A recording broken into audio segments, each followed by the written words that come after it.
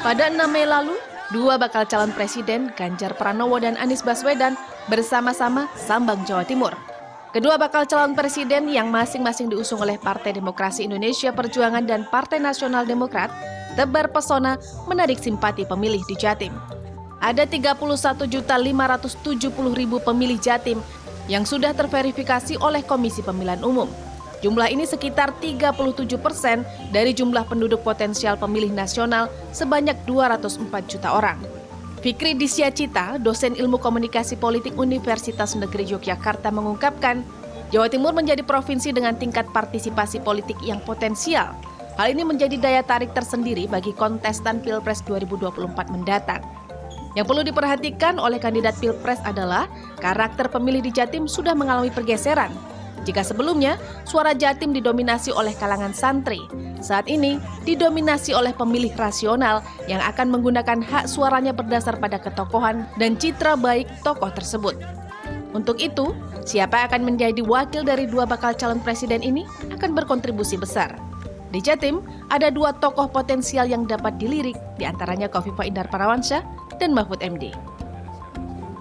Cawapres ini menjadi penting karena Cawapres ini merepresentasikan karakter pemilih di Jawa Timur yang merupakan titik pertemuan antara kalangan nasionalis dan juga kalangan religius berbasis santri.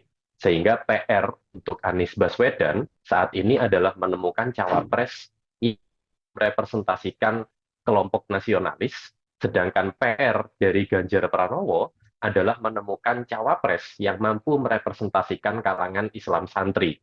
Itu adalah hal yang perlu dimiliki oleh masing-masing Capres untuk pemilu 2024 dan memenangkan basis suara di Jawa Timur di 2024 nanti.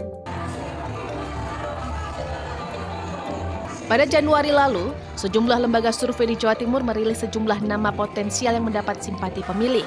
Di antaranya Ganjar Pranowo, Prabowo Subianto, Anies Baswedan, dan Khofifah Indar Parawansyah. Sejumlah nama tersebut rata-rata memiliki persentase suara yang nyaris sama, yakni di kisaran 20 hingga 30%.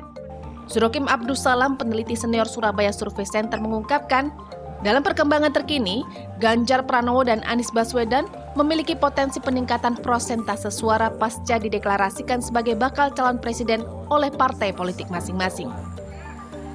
Kita akan lihat juga ke depannya kira-kira bagaimana situasinya ketika kemudian Mas Ganjar sudah ditetapkan secara resmi oleh PDIP dan PDIP sedang membangun koalisinya.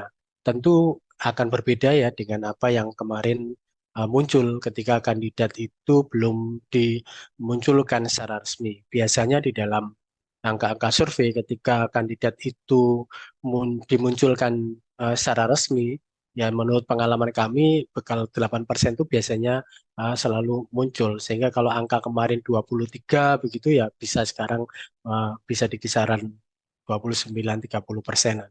Jadi begitu seorang kandidat sudah diumumkan secara resmi jadi tokoh yang akan diusung partai politik, biasanya dia akan mendapat insentif di atas 8%.